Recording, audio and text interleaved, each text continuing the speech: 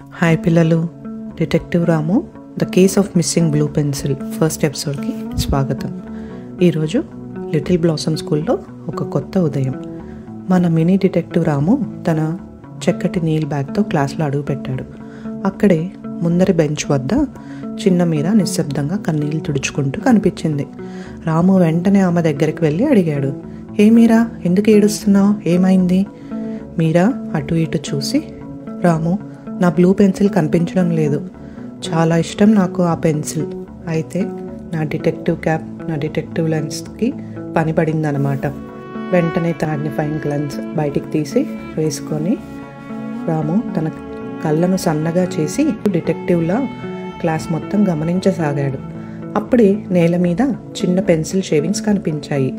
అవి ఒక చిన్న ట్రైల్ లాగా ముందుకు వెళ్తూ క్లాస్ వెనుక బెంచ్ వైపు తీసుకెళ్తున్నాయి.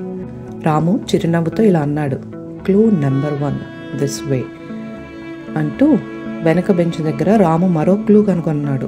ఒక చిన్న అరేజర్, దానిపై దవడలతో కరిచిన గీతలు.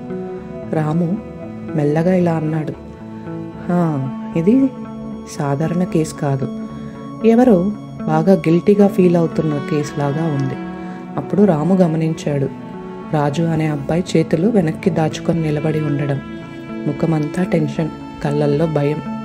అదే ఆ తప్పు నేనే చేశాను అని రాసుకుని ఉన్నట్లు. రాము దగ్గరకు వెళ్ళి మృదువుగా అడిగాడు, రాజు, నీ చేతుల వెనక ఏముంది, చూపిస్తావా? రాజు బిగుసుకున్న గుండెతో క్రమంగా చేతిని బయటకు తీశాడు. ఆ చేతిలోనే మీరా పెన్సిల్ ఉంది. అది కొంచెం కరచబడి ఉంది మరియు బాగా షార్ప్ చేసి చిన్నదిగా అయిపోయింది.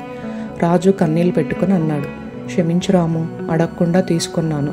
తర్వాత ఆడుకుంటూ ఎక్కువసేపు షార్ప్ చేశాను, అది ఇలా చిన్నగా అయిపోయింది. రాము అతని భుజంపై చేయి వేసి అన్నాడు, రాజు, తప్పు చేశావు, కానీ నిజం చెప్పావు. అదే అసలైన ధైర్యం. ఇప్పుడు ఒక పని చేద్దాం, మీరాకు ఒక కొత్త పెన్సిల్ తీసుకొని వద్దాం. అలా చేస్తే నీ తప్పు కూడా సరి చేస్తావు. రాజు తల ఊపాడు. మరుసటి రోజు ఉదయం రాజు ఒక కొత్త బ్లూ పెన్సిల్ తీసుకొని వచ్చి దానిపై చిన్న రిబ్బన్ కట్టి మీరాకు ఇచ్చాడు. మీరా చాలా ఆనందపడింది. తన ముఖం అంతా చిరునవ్వుతో వెలిగిపోయింది.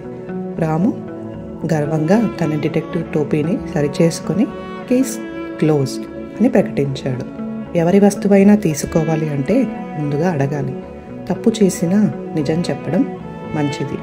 సత్యం ఎప్పుడూ స్నేహితులను దూరం చేయదు. ఇది ఇవాల్టి చిన్ని కథ. వచ్చే వారం మరొక ఇంట్రెస్టింగ్ డిటెక్టివ్ రాము అడ్వెంచర్ స్టోరీతో మీ ముందుకు వస్తాను. అంతవరకు సెలవు, బాయ్.